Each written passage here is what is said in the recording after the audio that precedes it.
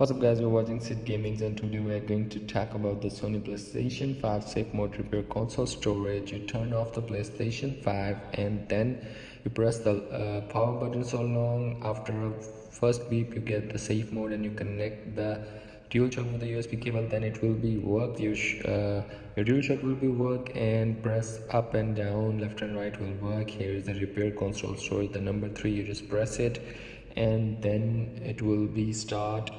They will ask you want or not, and you just press the OK, and the other option is the rebel database. You just repair console storage to it will take just seconds, maybe 1 minute or 2 minutes. After that you get back to your home screen and your console will be repaired from the safe mode, and corrupted data and the files will be deleted, so it will be fixed. That's how you can fix the safe mode repair console storage.